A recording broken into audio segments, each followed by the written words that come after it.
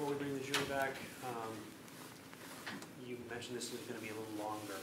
How long do you think this witness, or do you anticipate it taking? I was planning on going until 5 o'clock tonight. Yeah, I think he could probably bring us to the end of the day, but I think I'm hopeful we could get him done by 5. Like both direct and cross, hopefully. Very good. All right, we'll bring the jury back.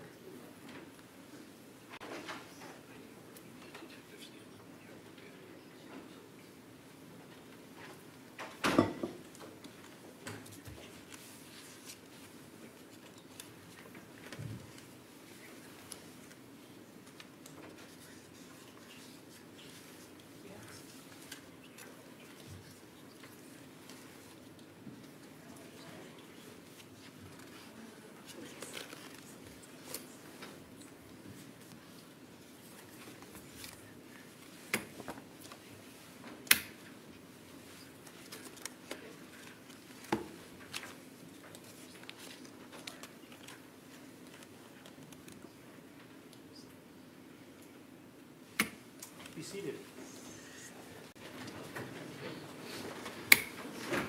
Ladies and gentlemen, just to give you an understanding about where we're at for today, it's about 5 to 4. The state is indicating that for today, they've got one more witness, and it's anticipated that witness is going to wrap up around 5 o'clock, and then we'll break for the day, just to give you a sense of how long we'll go for today. With that, I'll turn to the state. Mr. Lezay, are you calling the next witness? Yes, Your Honor. The state calls Detective Phillip Scanlan. If you want to step up, and before you have a seat, turn and face her and raise your right hand. She'll put you under oath. Do you solemnly swear to tell the truth, the whole truth, and nothing but the truth in the matter now before the court, so help you God? Yes, ma'am, I do. Please have a seat and then state your name for the record. Phillip Scanlan, Scanlan. Okay, and then the witness is yours, Mr. Lezay. Detective Scanlan, can you tell the jury how you are employed? As a law enforcement officer of the City of Green Bay Police Department. What is your current role with the City of Green Bay? I am currently assigned as a detective in the Bureau of Detectives. How long have you been with the Green Bay Police Department? 24 years. Do you have any law enforcement experience prior to the Green Bay Police Department? I was a sheriff's deputy for 1 year prior to that in Outagamie County. Could you talk a little bit about any training or educational experience that you have that led you to be a law enforcement officer? Well, I have a high school diploma. I have a bachelor's degree in criminal justice. I was certified in the state of Wisconsin through the Law Enforcement Academy, and then got hired in Outagamie as a sheriff's deputy in Outagamie County, where I went through field training program. Then transferred to the Green Bay Police Department in 1999, where I again went through another 14-week field training program, maybe a bit longer than that, and then your standard classes and yearly in-services. Then went into the Drug Task Force 2010, where I received more training in narcotics investigations and violations of controlled substances, and then went into the Bureau of Detectives in 2014, where I was trained in more serious crimes, investigating deaths, persons, and property crimes. So I think you indicated you went to the Drug Task Force in 2010. I did. Did you work there until 2014? I did. And then in 2014 you became a detective. That's correct. And as a detective, what's your typical role in handling investigations? Assigned to the Detective Bureau, we get called in for investigations typically more serious in nature that require follow-up from a detective on a crime that occurred, maybe above the scope that a normal patrol officer would investigate. We get assigned those cases with other detectives to investigate, follow up on those investigations, interview witnesses, question suspects, and then ultimately prepare facts if warranted to the District Attorney's Office of Prosecution. As part of a detective, are you trained and experienced in processing crime scenes? I am. And is that on-the-job training, professional training, some combination? Combination. And as part of your work through the Green Bay Police Department, were you asked to assist with a crime scene on February 23rd, 2022 at 829 Stony Brook? I was. And describe how you initially became involved in the case. I received a call in the early morning hours, asked to come in, take part in that investigation. I responded to the Green Bay Police Department, where I was briefed on what had been learned by a patrol responding to that address earlier that night. I then responded to the address where the crime scene had already been maintained, and then went from there. When you initially responded to this, or do you know about what time you initially responded to the scene? About 6:30 in the morning. And who was with you when you arrived? I met Lieutenant Brad Strofe, who was a detective lieutenant. I met with the sergeant on the scene, patrol sergeant on the scene. It was Sergeant Brester. I believe Sergeant Tom Bain was present as well.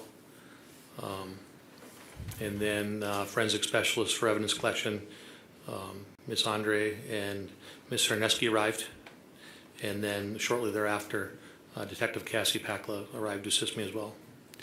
When you arrived, did you immediately begin processing the scene? No.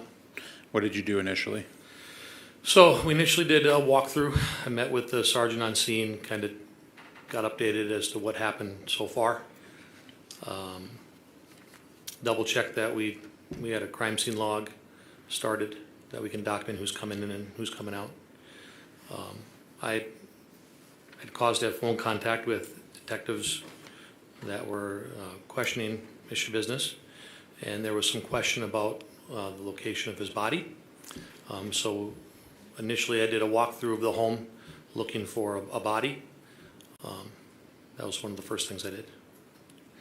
You mentioned that you were talking with some other detectives. Is it common in your work that when there's multiple detectives working on the case that you're going to have ongoing phone contact at the outset of an investigation? Yes. Were you aware of whether or not other detectives were assigned to meet with and interview Ms. Schabusiness? I was aware of that. And do you know who those detectives were? It was Detective Graff and Detective Kemp. And do you believe they were actually speaking to Ms. Schabusiness while you were in the home at Stony Brook? Yes. And were they providing you information that she was giving them in the course of the interview? They were. And what was the purpose of them contacting you with that information? Initially, we were aware what the patrol officers found when they arrived at the scene based on the 911 complaint. And she was providing them with information that his body was by the bed. I was in the basement by the bed. I didn't see a body. So the initial information was an attempt to find the body. Not knowing initially at first that we were looking for a whole person. They then provided information to look for a tote next to the bed that she had described, which I observed. I was told that she had made mention of a bag, and then in a short period of time it kind of came into perspective that we weren't looking for a whole body, and then we knew we were going to be doing a recovery of multiple parts. And in terms of actually going into the tote and going into the other bags that might have been on scene, is that something that you did right away while you were having that initial contact with detectives? No. And what were you waiting for at that juncture? We knew we had consent to be in the house from the homeowner, but we had chose to start writing the search warrant, which is very routine in a homicide investigation. We were also having kind of learned the scope of what we were looking for, not finding a body out in the open.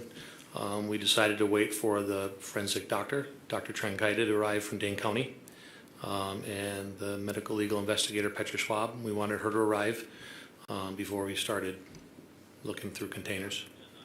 And is that how it happened, that Dr. Trenkaita and Petra Schwab arrived on scene before you began in earnest to search for the remains? Yes. And did you also obtain the search warrant that you mentioned? Yes. Prior to discussing the specifics of analyzing the scene in the basement, can you give me an overview of the home at 829 Stony Brook, the layout and what you observed upon entrance? Sure, it's a single-family home, story and a half. It is the front of the home's a living room that opens up into 2 bedrooms on the south end of the home and a bathroom. There's a kitchen to the north end that goes down to a side door off of the driveway. And like a lot of those homes, the side door that accesses the driveway, there's a landing and you can go up into the kitchen, into the first floor of the home, or you can go down into the basement of the home.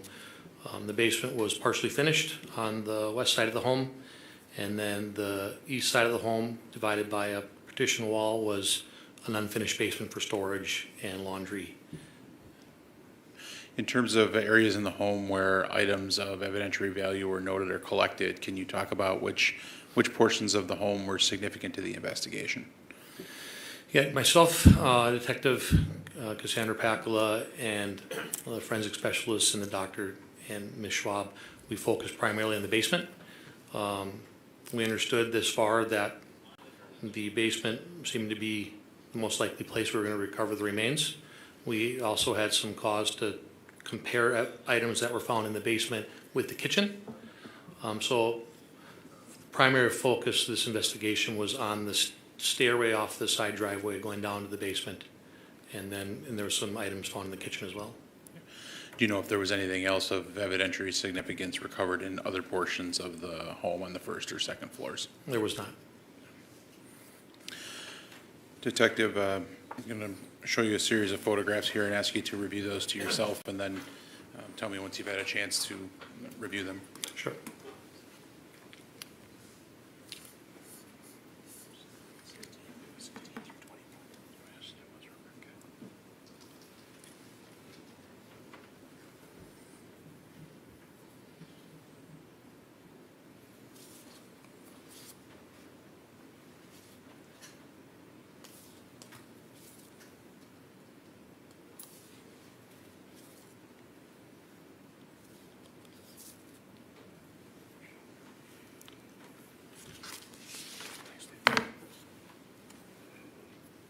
Detective, I'm showing you what have been previously marked as exhibits 16 through 21. Can you review those for me?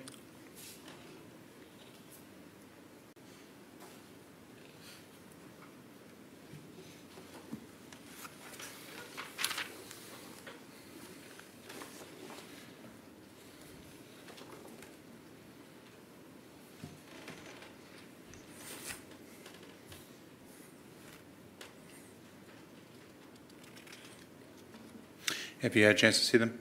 I did. Do they appear to be consistent with your observations in the residence on February 23rd, 2022? They are. Your Honor, I would ask for permission to publish one at a time, 16 through 21, using the overhead projector. Your Honor, I'm not going to object to these exhibits and no objection to publication.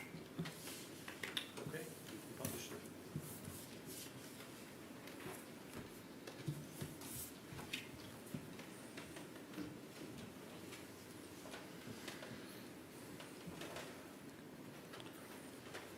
Detective Scanlan, is Exhibit 16 now displayed on the screen? It is.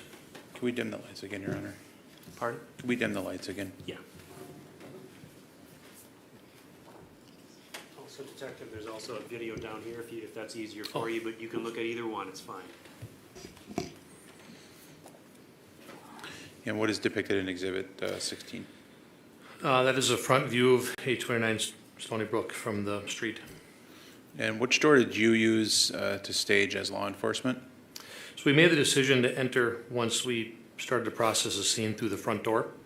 When we initially arrived, we know a lot of the initial first response from officers talking to the residents was through the side door, which is the way the officers happened to approach that day.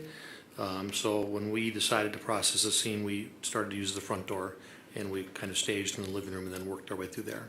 All right. And this photograph, does it depict the side door and where it's located? That's correct. The side door is off of the driveway. And Exhibit 17? Officer Scanlan, is Exhibit 17 now on the screen? I see that. And what is depicted in Exhibit 17? That is an image of the kitchen on the first floor with the vantage going into the hallway that leads to the bedroom and the front room. And Exhibit 18? It is. And what is that? That is another picture of the kitchen, but with the vantage flipped, focusing on the landing off the side door off the garage. And Exhibit 19, is that now depicted on the screen? It is. And what is depicted in Exhibit 19? This photograph was taken particularly of the wooden knife block that was right next to the stove. And what was the evidentiary significance based on your understanding of the investigation? When we started to process the basement, we had found several kitchen knives, what appeared to be kitchen knives that we believed, based on how they were found, would have been involved in the homicide. And the knives were consistent both in number and appearance with the knives in the kitchen block. So it appeared that there were how many slots missing on the knife block? Yeah, there's 4 knife slots missing and a kitchen shears, scissors. We recovered 4 knives that appeared to look like the knives that would have come out of that block.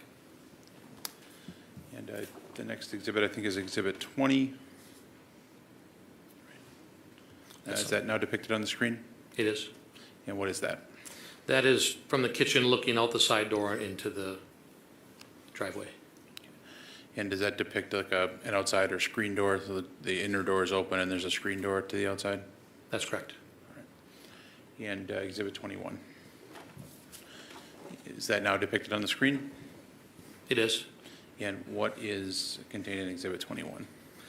This picture is from basically the position of the landing next to the side door, looking down the basement staircase.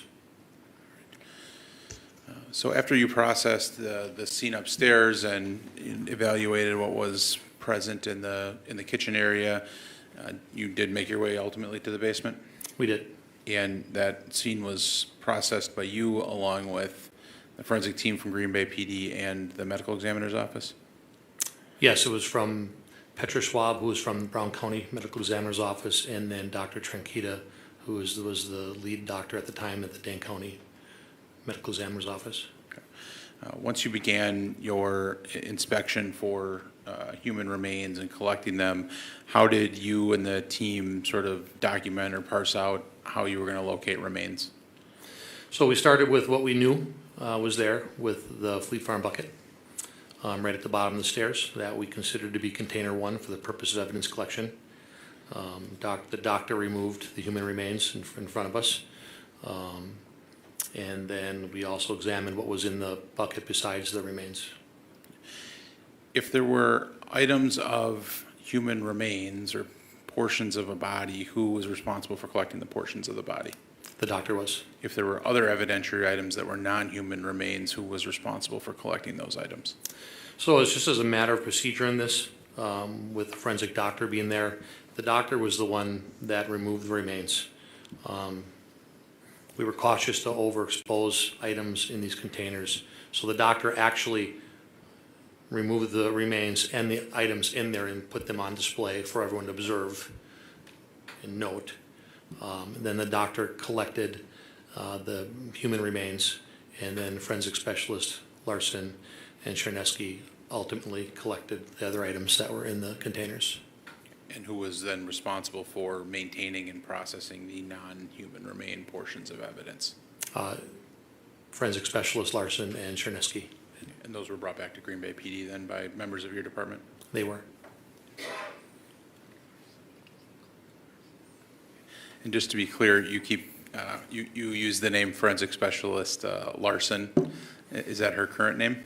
I'm sorry, that's her maiden name, Andre. Okay. So we're talking about the same person. Larson Yes. and Andre are the same person. Yeah, sorry.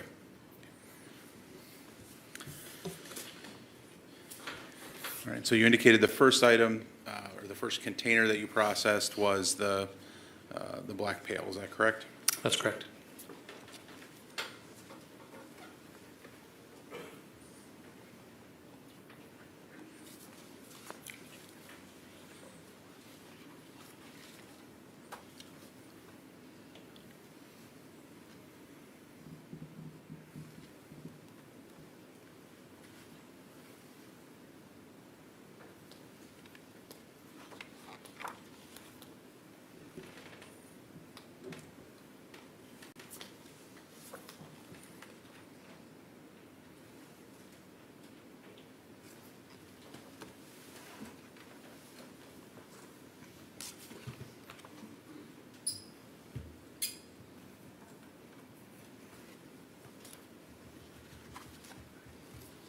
Detective, I'm now showing you what have been marked as exhibits 22 through 25. I'm going to review those.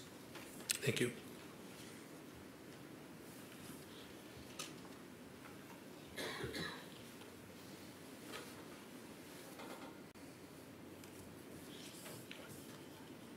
Thank you. And do those accurately depict your observations on the scene at the Stony Brook residence on February 23rd, 2022? They do. Your Honor, I would ask for permission to publish those as well. No objection to exhibits 22 through 25, and no objection to publication. You can go ahead and publish them.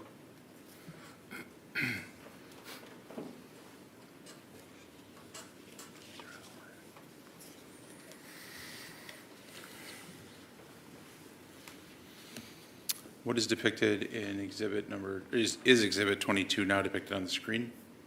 It is. And what does that show? That's at the landing, looking west into the finished portion of the basement. It also depicts the black Fleet Farm bucket and a multicolored towel that was next to it. And exhibit number 23, is that now up on the screen? It is. And what is depicted there? That is a picture facing north that catches back to the stairs and a small storage unit. It's basically an overview of the Fleet Farm bucket and the multicolored towel next to it.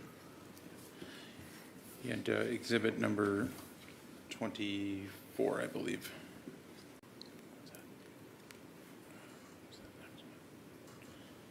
Is that now depicted on the screen? It is. And what is, again, what is exhibit 24? It's the black Fleet Farm bucket and the multicolored towel. I see they have some placards down in this photo and are holding a sample indicator. What are the purpose of the placards? Forensic specialists take great care in documenting what they're capturing. So they'll take a picture of an image with a placard, and then as they itemize evidence, we'll refer to that placard that they collected. And exhibit 25, is that now depicted on the screen? It is. And what is shown in exhibit 25? This is 2 knives, a Jolly Rancher, a nail, a razor head, and some, I guess, a flesh tissue was described. These were in the bottom in the Fleet Farm bucket underneath the remains that we recovered. So these are items that were located in the bucket and then ultimately collected by Green Bay PD? They were.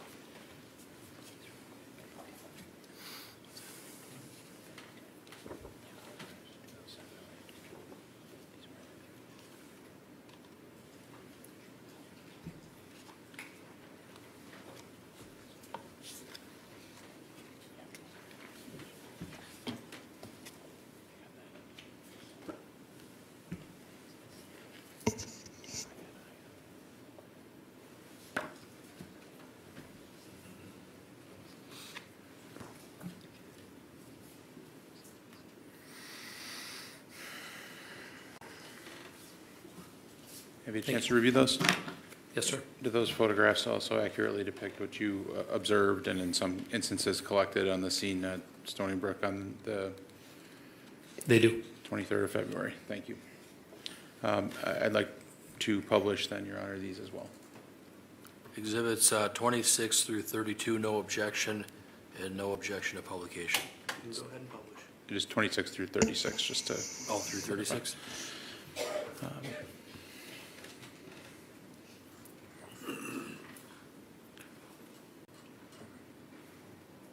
is Exhibit 26 now depicted on the screen? It is. And what is shown in that photograph? It's a photograph of the finished basement from the staircase, from the bottom of the staircase, looking into the finished basement. And I'm going to skip ahead a little bit, but there were several different containers that were located with body parts. Is that correct? That's correct. One was the bucket that was container one. That's correct. Container two was which? Container 2 is a blue Jimmy Choo duffel bag that's not visible in this photo. It's not visible in this photo. Where was it located? Can you see the area where it was located in this photo? If you look at the photo, just to the right of the wood grain wall, you'll see a multicolored lamp. Next to that is a entertainment center, makeshift dresser, and there's personal items on that, and including the blue bag. So that would be on the left-hand side of this photograph. Out of view is where that Jimmy Choo bag was located. That'd be correct. And is the container three was what item? Container 3 is a pink and black Under Armour backpack. That is just out of view at the left side of the stack of beds. And what was container four? Container 4 is a blue, I refer to it as a blue tote bag, or I guess, or tote, or light blue. It's in the far right side of the bed, covered by what appears from here to be a blanket and some items. So exhibit 4 is depicted in this photograph? It is. Or container 4, excuse me. Container 4. Correct. And is it displayed in this photograph essentially as you found it when you first went down to the basement? Yes. And could you describe again for the jury where they could find that blue tote? So looking at this photograph, you'll see a couple box springs and a mattress towards the back of the room. If you look at the right end of the beds, between the wall and the bed, you'll see a light blue object. That's like a tote storage bin. That's container 4. And does it appear to have anything on top of it? Yeah, it's covered by like personal property. There was a blanket on top of it. There was some clothing, some jackets on top of it that kind of obstructed the view of what was inside the tote. And to your knowledge, had law enforcement or any medical examiner personnel significantly disrupted how this room looked prior to this being photographed and you collecting the remains? No.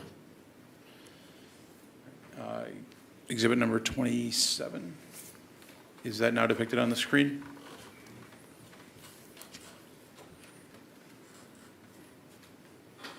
It is. And what is displayed in Exhibit 27? It's basically a photo of the same room from the opposite corner, looking back towards the staircase. It depicts the entertainment center that I just described on the wall that was out of view from the previous photograph. It's from a distance, but you can see the items on top of that entertainment center, including what we call container number 2.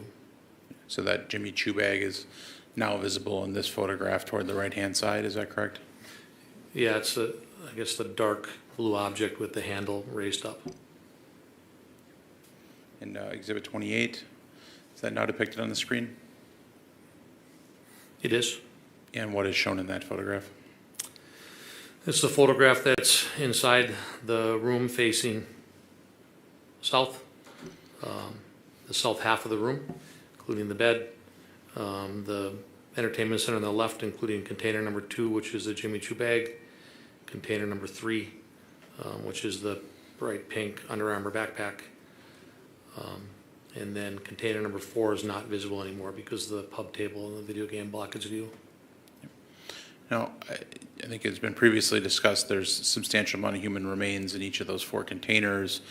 As you were going through this scene and photographing it, are you making any observations about the floor, about the bed and other items in the room as to the existence of human remains, blood, things of that nature? I was. And what did you observe? So I learned from detectives talking to her that this was believed to be the location that body was cut up. I found it kind of remarkable that there's no blood on the, I didn't observe any blood on the carpeting. There is, we'll later determined to be a significant amount of blood on the top of the mattress and the comforter that's on top of it. The carpeting doesn't extend all the way to the wall. There's a portion of concrete on the other side of the bed that the bed partially covers. You'll see what appears to be dried blood and partial pieces of bodily tissue in that area around the bed on the far side out of view. There, you can't tell from this point of view, but there's also what appears to be red substance bodily tissue on the Jimmy Choo bag.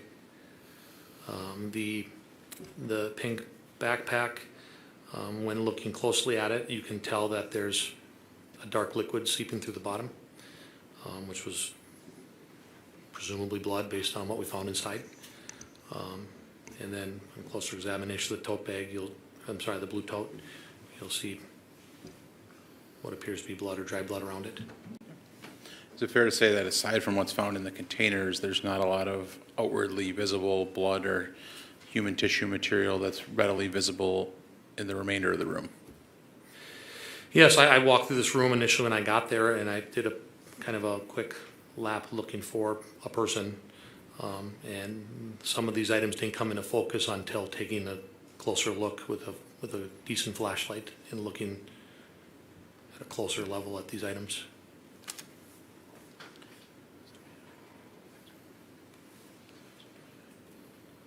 And is this now Exhibit 29 on the screen? It is. And what is shown in Exhibit 29? This is from the north wall looking back towards the front, I guess the right side of the bed. The east side of the bed with the depicting primarily the black and pink Under Armour backpack, which we refer to as container number 3. And Exhibit 30, is that now depicted on the screen? It is. What is Exhibit 30? Essentially a close-up of that backpack, container number 3. And Detective, did you, along with the medical investigators, open that backpack? We did. And what was found inside there? Inside this backpack, there is human remains, including small parts of remains and a larger part of human remains, some of which were laying loose inside the backpack, some of which were wrapped inside of like a plastic shopping bag. And Exhibit 31, is that now depicted on the screen? It is. And what is shown in Exhibit 31? There's a lot of things on here that this photo captured. It captured container number 2, which is the blue backpack. It captured some Clorox wipes that we found pertinent to this investigation, along with a Shelt bottle, which covered a chain. It captured what I recognized to be a methamphetamine pipe, a crystal meth pipe, just in front of the Clorox Beach bottle. And then to the right of that is what I would refer to as a gem baggie, that had a substance in it. And you indicated that you spent 4 years in the Drug Task Force? I did. Through your training and experience both in the Drug Task Force and subsequently with the investigative division, have you had an opportunity to come into contact with methamphetamine? I did. And you're familiar with not only the drug itself, but also the items that are used to ingest it? I am. And you believed, based on that training experience, that that was a pipe consistent with meth use and a gem baggie consistent with a small amount of methamphetamine? That's correct. Were those items collected? They were. Were they later field tested? I later did, yes. And what was the result? So I removed the contents of the substance in the green gem baggie that's depicted here. It was approximately 0.21 grams of crystal substance that I recognized to be crystal methamphetamine. I used a Marquis reagent field test, and it indicated the presence of methamphetamine. So you indicated we've got the drug paraphernalia, the suspected drugs, there were some cleaning products, the Jimmy Choo bag. Did you indicate that there was a chain located in this photograph as well?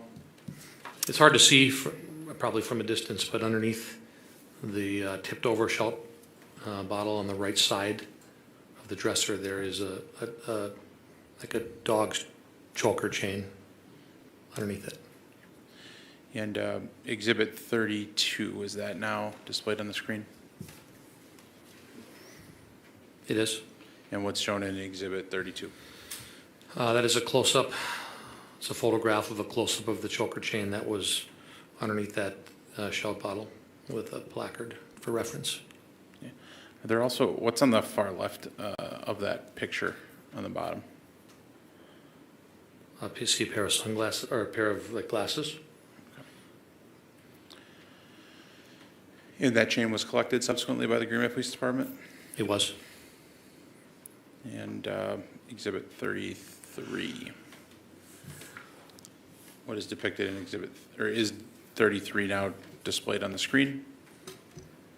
It is. And what's depicted in Exhibit 33? This would be the same choker chain presented out on a clean piece of brown paper for display for photographing. And that item was collected, you indicated, by the Green Bay Police Department? It was. I think that there are...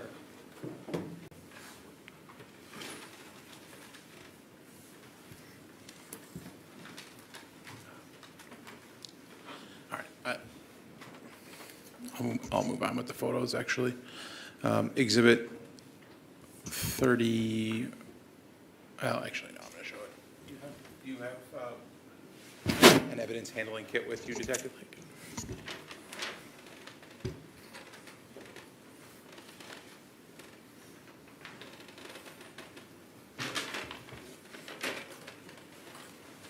The lights back on?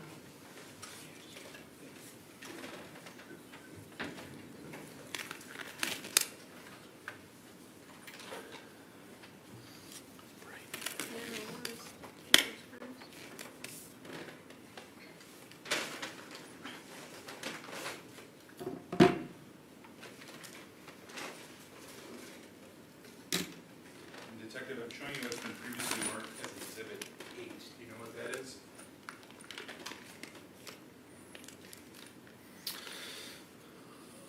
This is an evidence bag that is marked as Exhibit 8.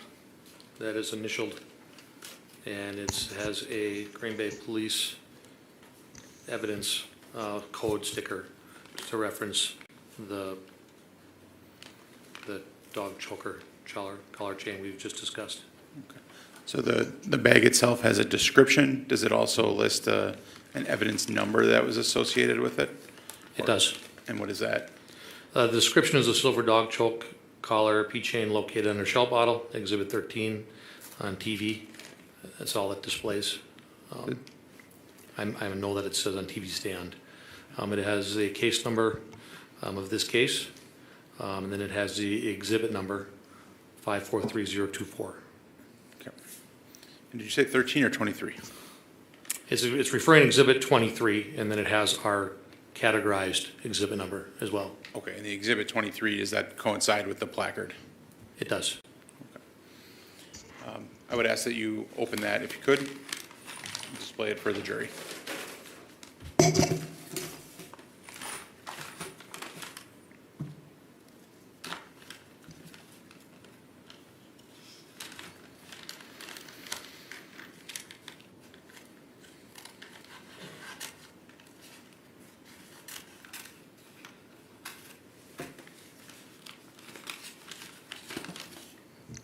Have it open.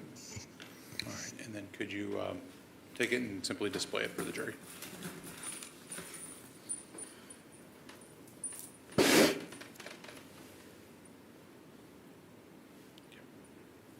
Thank you. I'll give you a moment to put it back up and seal it up.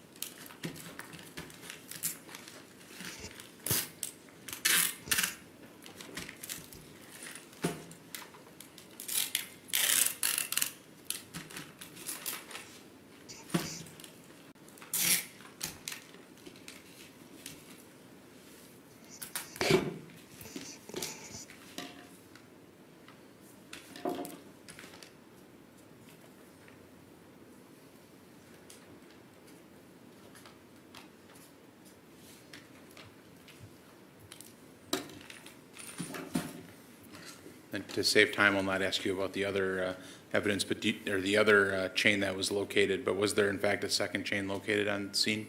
There was. And did you have a chance to handle that item as well or view it closely? I viewed it closely, and then forensic specialist Andre and Chernesky collected it. And did that chain appear to be substantially similar to the one that you just opened and located?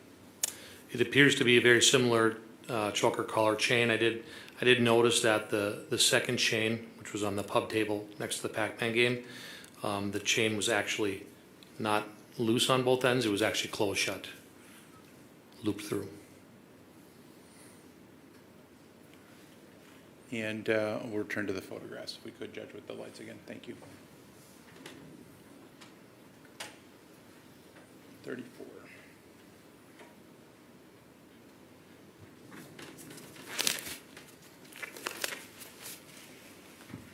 Is Exhibit 34 now displayed on the screen? It is. And what is depicted in that photograph? It's kind of a top-down view of the Jimmy Choo bag and the other items on that entertainment center. And you indicated human remains were found in that bag? They were. Do you know what other items were found in that bag? Yeah, when Dr. Tranquita arrived, he took the bag down onto the floor. He removed a bunch of plastic bags, like shopping bags, numerous plastic shopping bags. Also in that bag was human remains, small pieces of human remains, and then there was like a red stained, which appeared to be blood stained Lysol wipes. They look just like the Lysol wipes that you saw on the container on the shelf. And then there were 3 kitchen knives that appeared to match the same block from the upstairs kitchen in that bag. Then Detective, Exhibit 36, if you could pull that one out.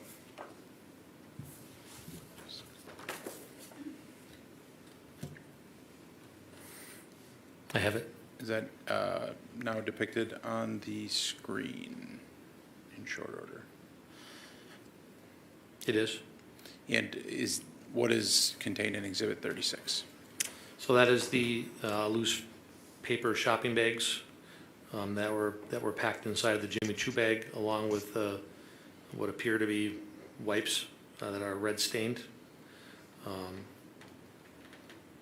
So this is what was removed from the Jimmy Choo bag. Thank you. This was removed from the Jimmy Choo bag after the human remains were taken out by the doctor? The human remains were commingled inside these bags, so the doctor would reach in, take out either the remains or the bags, and he was collecting the bags and the wipes, and then he was also collecting the remains separately. Okay. So he would take the remains and then leave the bag and the wipes for you to take? That's correct. Objection leading. Overruled.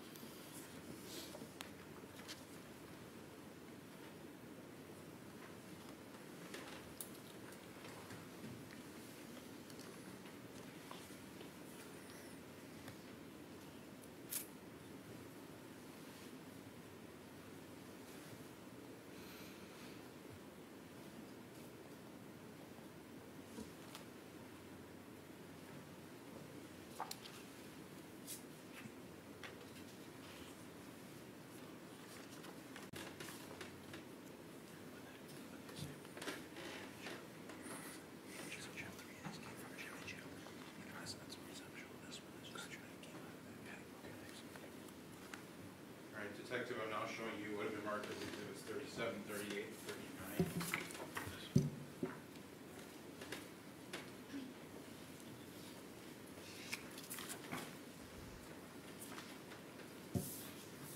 Do those photographs appear to accurately reflect items that you collected on that date at the Stony Brook residence?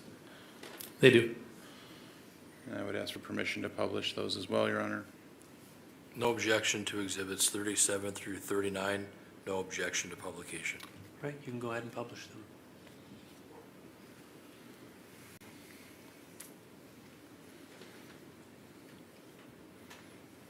And exhibit 37, is that now on the screen?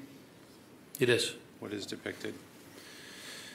It's one of the knives in the Jimmy Choo bag. It appears to be a bread knife out of the kitchen block. Were you able to make any specific observations about that knife? I mean, the obvious observation was the red tissue and staining on the handle and on the blade. One thing I particularly noticed was for a serrated bread knife that the sharp pointed part of the knife were virtually ground down, dulled, if you will. Okay. So that is a knife that was serrated, is that correct? Yes. And what do you mean by ground down? Being familiar with a bread knife, you know, it's a large serrated knife to cut bread, and it's the pointy ends are shallowed, more flattened, dulled. And exhibit 38. I have it. And is it now depicted on the screen? It is. What is shown in that photograph? So that appears to me, these two knives were taken out of the Jimmy Choo bag. It appears to be what I would describe as a kitchen paring knife. The blade appears bent. And then there is what appears to be like a kitchen steak knife out of the block with the tip busted off. The handles are stained red, and there's some dried red material on the blade as well. I'm going to very briefly jump ahead, but as part of your work on this case, did you attend the autopsy in this case? I did. And do you know if any evidentiary items were collected from the autopsy that you observed that were consistent with these knives? Yes. And what is that? One specific thing that was collected by the doctor was a metal tip taken out. That The remains. And based on, did you get a chance to observe that? I don't recall specifically observing it, but he described it as consistent with this. Okay. Dr. Tranquito was present on the scene when you collected these knives as well, is that right? He was. And then exhibit 39. Is that now depicted on the screen? It is. And what is shown in that photograph? That's showing the three knives set down for display for a photo after they're taken out of the Jimmy Choo bag.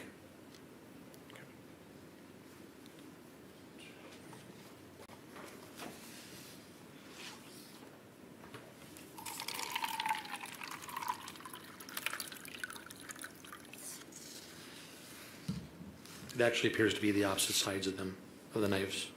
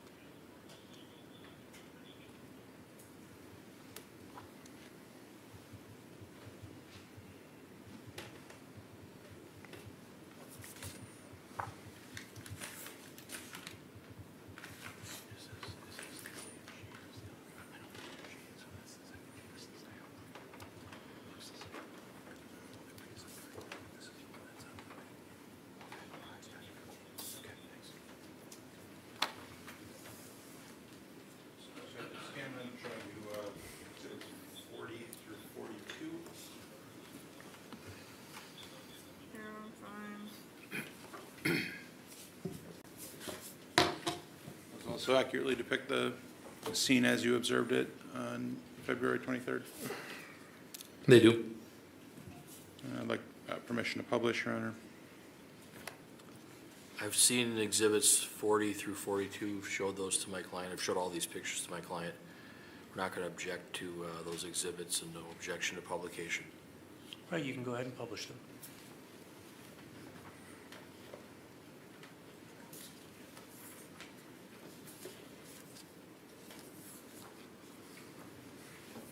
And Detective, what is Exhibit 40 now on the screen? Yes. And what does 40 depict? 40 is a photo of the north end of the finished basement. If you're standing with your back to where the bed was in the room, it depicts what I would describe as like a pub table with the arcade game. There is a choker chain on top of the pub table. Then Detective, Exhibit 42, is that now on the screen? It is. And what is depicted in Exhibit 42? This is that pub chain placed on a paper bag and measured for display for the photograph. And is that was that item also collected by Green Bay Police Department? It was. That's the chain that you described earlier as being consistent with the chain that was shown to the jury? Yes.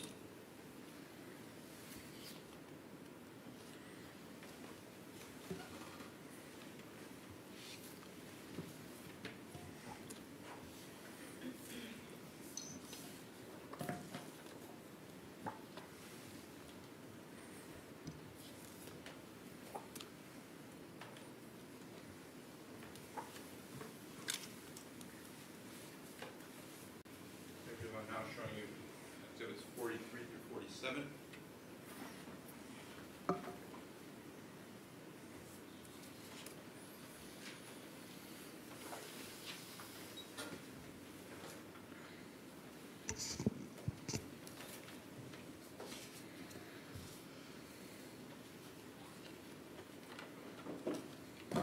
Those also accurately depict the scene as you observed it on February 23rd, 2022?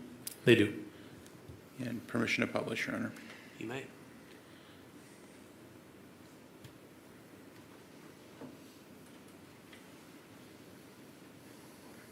Is Exhibit 43 now on the screen, Detective? It is. And what is depicted in that exhibit? This would be the west end of the bed that's closer to the wall. On the bed you can see the pillow and there's a multicolored comforter. It's red, white, and tan. There is what we refer to as container 4. It's the kind of a top-down look at the light blue tote with items on top of it that conceal what's underneath it. And is there any potential or suspected blood staining depicted in this photograph? Yes, you can see what appears to be red staining, which appears to be blood. On the left side of the red, white, and I believe it's blue comforter.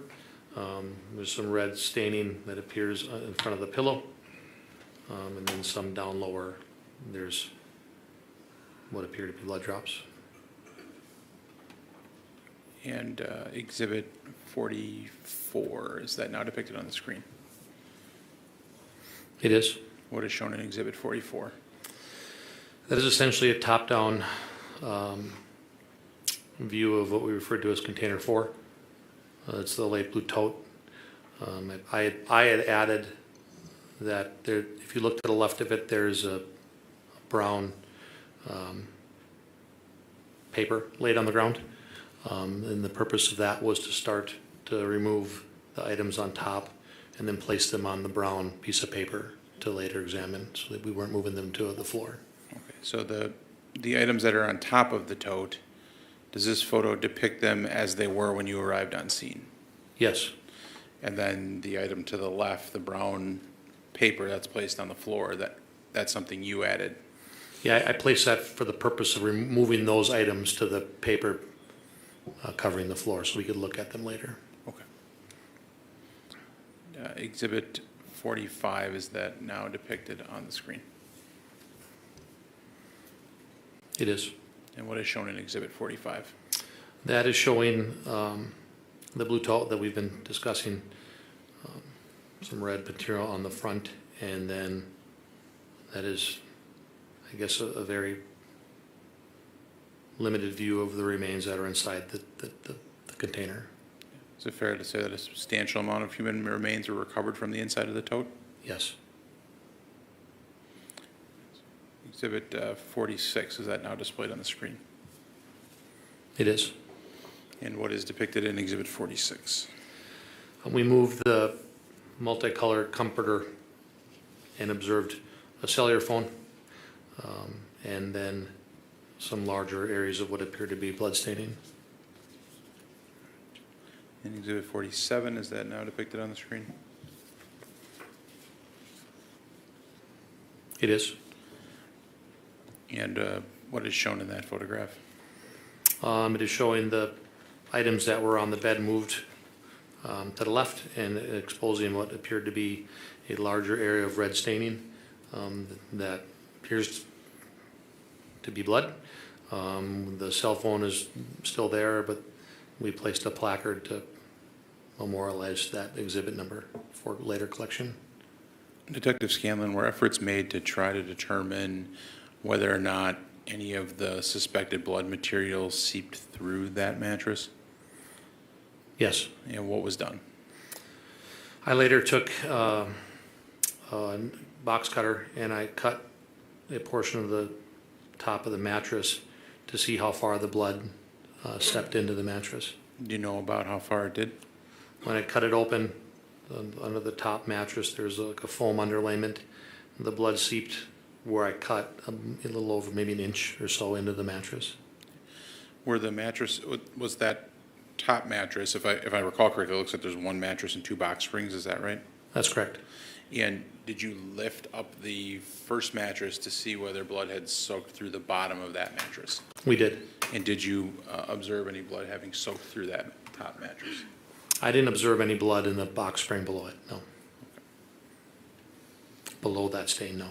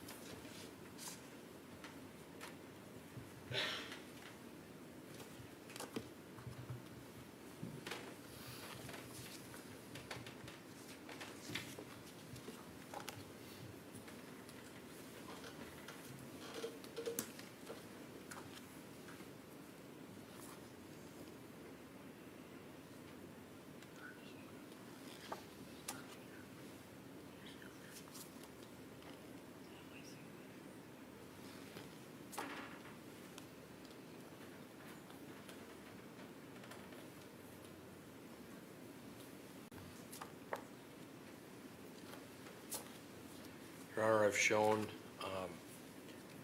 my client exhibits 48 through 54, no objection. Also exhibit 63, no objection. I know they're already offered, but no objection to publication. Detective Scanlan, I'm showing you exhibits 48 through 54 and exhibit 63, if you could review those. Thank you.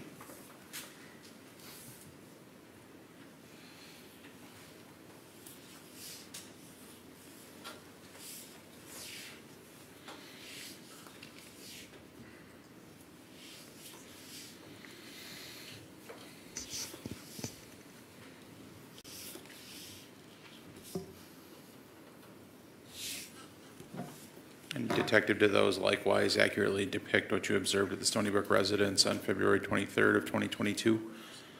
They do. And permission to publish, Your Honor. You may publish. Exhibit 48. Is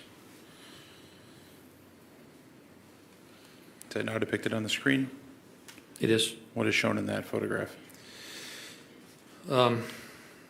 There is a upright cabinet, the wood grain cabinet, against the west wall. That's covered initially by, I think that's a bed frame.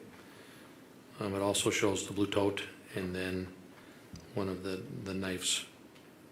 Actually, the knife that was, I believe that's the knife that was pulled out of the blue tote. Was there anything, I apologize, was there anything subsequently located in that cabinet? Yes. And what was that? We had received information from Detective Graff and Detective Kemp to look in the cabinet specifically for a wood box. Once this cabinet door was opened, there was a wood box on the bottom level of the cabinet door inside that. And then we found a flesh-colored dildo inside that box. Exhibit 49. Is that now depicted on the screen? It is. And what's shown in that photograph? That is the photograph that's depicting primarily that wood box that had been opened and then the flesh-colored dildo. Exhibit 50. And what is shown in photograph 50? Exhibit 50 is it's taking a picture from the bottom of the stairs into the unfinished portion of the basement on the east side of the home. And does that depict a stand-up shower? It does. And exhibit 51, is that now on the screen? It is. What is shown in exhibit 51? It's an overview of the floor drain and lower portion of the stand-up shower. And what was of evidentiary significance to you in this particular area? When we looked at the shower, we observed red substance on the shower walls, the shower seat, the shower floor.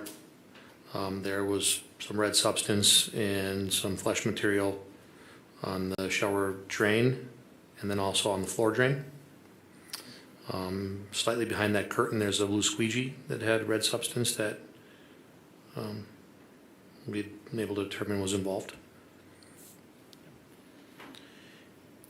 And were you able to observe where the shower drain drained into? Yeah, at first it's not readily observable, but when we remove the top of the cover and examine the drain actually, there's a pipe that runs straight out from underneath the tub and stops shallow to have the water go right into the floor drain. And exhibit 52, is that now on the screen? It is. And what is shown in exhibit 52? It's a close-up of that floor drain that's right in front of the shower. There's some red staining and there's some hair, and then there is what appears to be flesh or biological material, I guess. And exhibit 53. Is that now on the screen? It is. And what does it depict? That depicts a stand-up shower with the curtain pushed aside. There's some what appears to be blood staining, some red drying on the bottom right, and then the squeegee and your standard shower stuff. And exhibit 54. Is that now on the screen? It is. And what does it depict? It's a photograph of the shower drain with some flesh or biological material caught on the drain. And you have exhibit, do you have exhibit 64 in front of you? 54 is. Okay. That's 54. Do you have exhibit 64 as well? Oh, I'm sorry. 64, did I hear you right? Is it 63? Oh, I'm sorry, it's 63. I have 63. I apologize. Yeah. Thank you. While we pull that up, what is depicted in Exhibit 63? It's a photograph of the concrete floor at the end of the carpeting. The bed had been previously moved. You can see it standing up off the side. And what is visible in this photo is that there is red substance. There's also what I've recognized as like swipe marks, almost cleaning marks, swipes in the red material, loops. In the bottom right, there's a measurement. It appears to be a portion of a shoe print that was previously under the bed, and it was exposed by moving the bed. Okay. And who moved the bed? I did. You know why you made the decision to look under the bed? I was just surprised by the lack of blood on the carpeting, and so having the bed covering part of the concrete floor, I wanted to move it to see what was underneath it. And then it appeared to me to be wiped up red substance underneath the bed.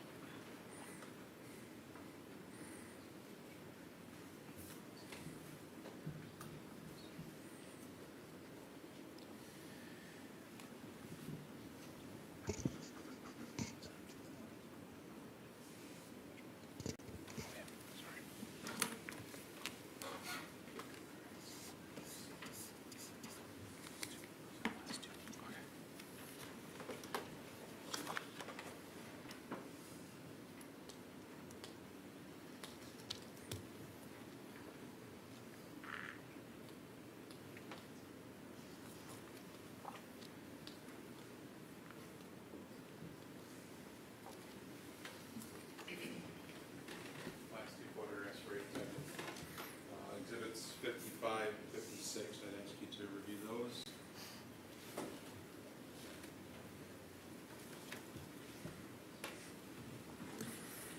Before I ask you about them specifically, I have to lay a little foundation. In addition to collecting evidence on the scene that day at the Stony Brook residence, did it become apparent that you maybe did not have all of the body parts that you needed to complete human remains? It did. And at some point, did you leave the Stony Brook residence and go to another location to look for more remains? We did. And where did you go? We went to our Green Bay Police evidence storage garage, where we had a Chrysler minivan transported for processing subsequent to a search warrant. Had you been made aware that other detectives developed information that would suggest there may be human remains in that vehicle? I was. Do you know if that came from the interview? I'm not sure. I knew that we had caused to obtain a search warrant to search that vehicle for remains. So being at the scene and knowing what we were still looking for, myself, Detective Pacula, Dr. Tranquita, and medical investigator Petra Schwab left to go there and look. And did you then conduct or assist in the conducting of the search of the vehicle at the Green Bay storage? I was present when the vehicle was opened and searched, and I made observations to confirm that we had recovered all the remains, but I didn't personally search that vehicle, but I observed these exhibits. Is it fair to say the search was done by the medical examiner's office and the forensics team from Green Bay PD? The recovery of the remains was from the forensic doctor and the other members of the Green Bay Police Department, and their forensic specialists searched the vehicle. Your Honor, I would then ask for permission to publish exhibits, I think these are 55 and 56. You may. I just gotta look at my notes, Your Honor.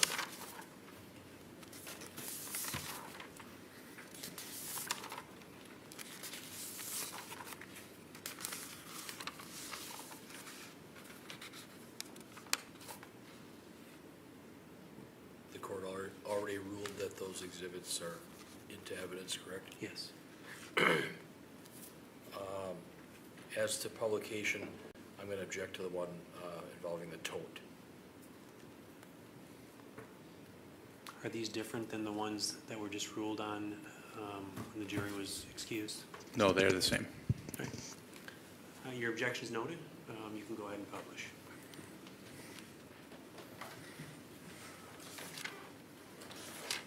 Detective Scanlan, is Exhibit 55 now shown on the screen? It is. And what is that photo display? That photo is a photograph into the driver's side sliding back door of the minivan, particularly the crock pot box, which we shortly thereafter found remains in. And Exhibit 56, is that now up on the screen? It is. And what is depicted in Exhibit 56? The crock pot box was turned upright. The opening, there's a flesh colored material, that's a thigh. And then there's I believe it's a pair of shorts over the top of it. And then there's additional remains underneath that thigh. Okay. And did the material, did you make any specific observations about what the human remains looked like when they were removed from that crock pot box? Yes, Dr. Tranquita emptied the remains out of that crock pot box, and he itemized them to confirm that we had then what he believed as the doctor was the entirety of the remains.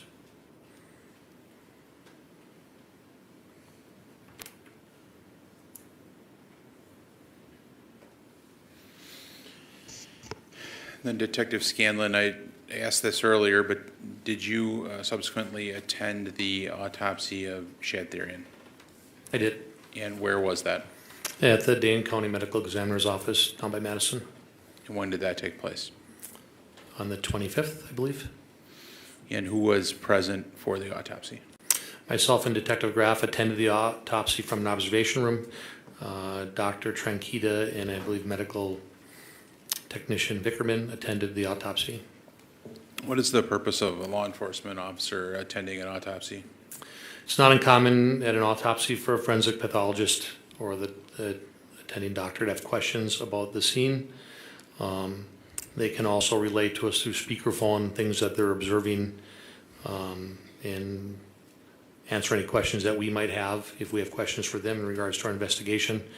It's also an opportunity for, once the autopsy is completed, with the medical examiner's office then collects what they and we believe to be items of evidentiary value. They had, up until that point, had custody of the remains. They take those items and they sealed them in bags, and then they turn them over us to collect for continued investigation in the law enforcement. Things like swabs of the body or items that they found to be evidentiary value, they'll turn over to us and we bring it back and enter it into evidence. Based on your observation of the autopsy, did it appear that Dr. Tranquita was regularly collecting swabs for evidentiary purposes? He was. And did you observe him seal those items and provide them to you? He did. As he was doing the autopsy, he was swabbing parts of the remains. He would then put them in a cardboard box. I'm up in an observation room, so I don't see every movement he does. But he then collects them, he itemizes them, he puts them into a sealed bag that is documented with a receipt, an invoice, if you will, to show what he turned over to me. And then I took those bags with Detective Graff, transported them back to the Green Bay Police Department, and then started to secure them in evidence.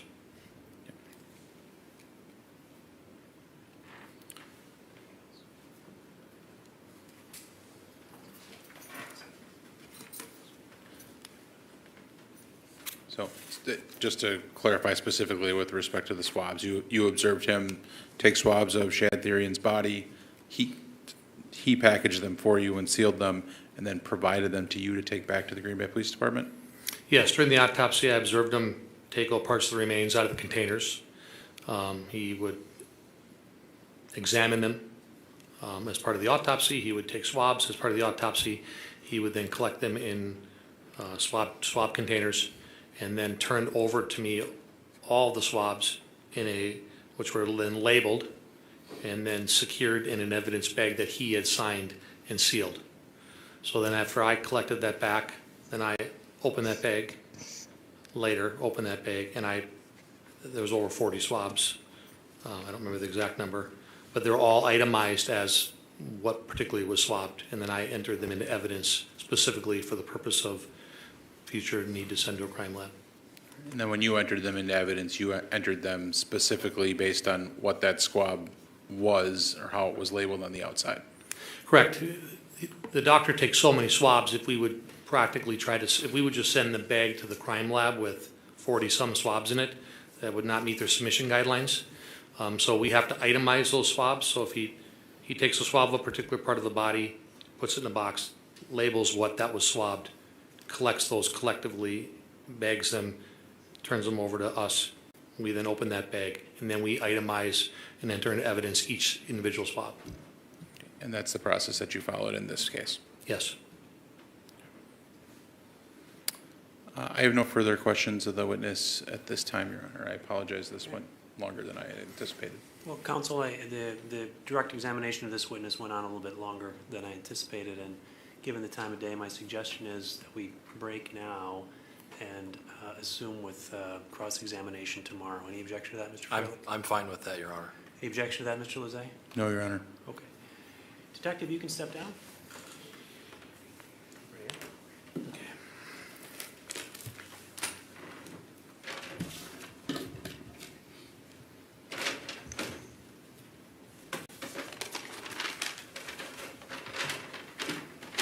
Thank you. Ladies and gentlemen of the jury, I indicated to you we'd stop around 5 o'clock. It's a little after 5 now, and this testimony was a little bit longer than I expected, but we're going to break now. I'm going to give you an instruction that I gave you earlier in this case, but it's important. It's important for every case, so I'm going to recite it to you again. And that is, do not communicate with anyone about this trial or your experience as jurors while you are serving on this jury. Do not use a computer, cell phone, or other electronic device with communication capabilities to share any information about this case. For example, do not communicate by blog, email, text message, Twitter, or in any other way on or off the computer. Do not permit anyone to communicate with you about this case, and if anyone does so, despite your telling them not to, you should report that to me. I appreciate that it is tempting when you go home in the evening to discuss this case with another member of your household, but you may not do so. This case must be decided by you, the jurors, based upon the evidence presented in the courtroom. People not serving on this jury have not heard the evidence, and it is improper for them to influence your deliberations and decision in this case. After this trial is completed, you are free to communicate with anyone in any manner. These rules are intended to assure that jurors remain impartial throughout the trial. If any juror has reason to believe that another juror has violated these rules, you should report that to me. If jurors do not comply with these rules, it could result in a new trial involving additional time and significant expense to the parties and the taxpayers. Having given you that instruction, have a good evening. I'd like you to report tomorrow morning by 8:30 into the jury room in this courtroom. All right? All rise for the jury.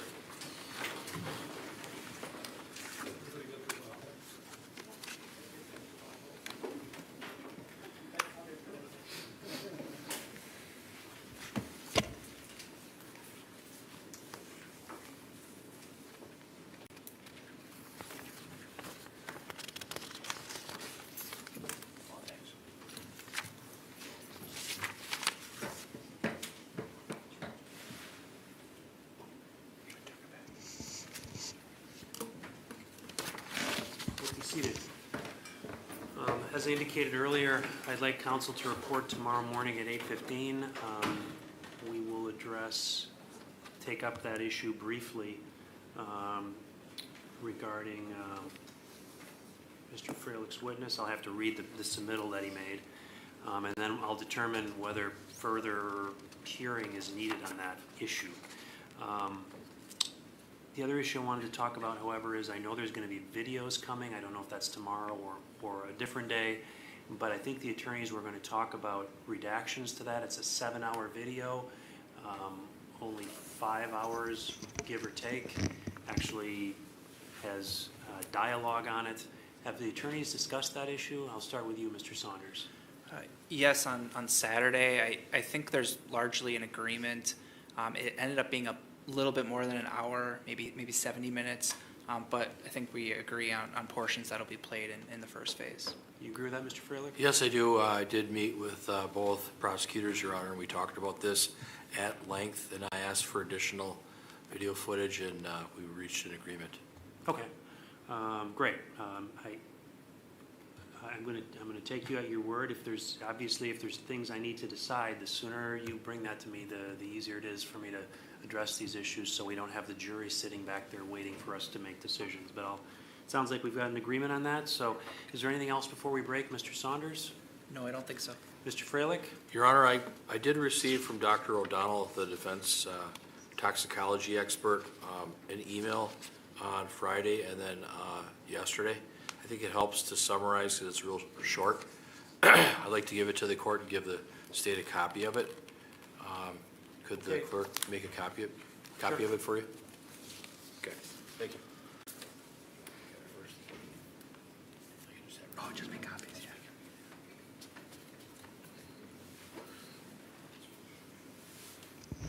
All right, well, while we're making copies, if there's nothing else, then we're in recess till tomorrow morning at 8:15.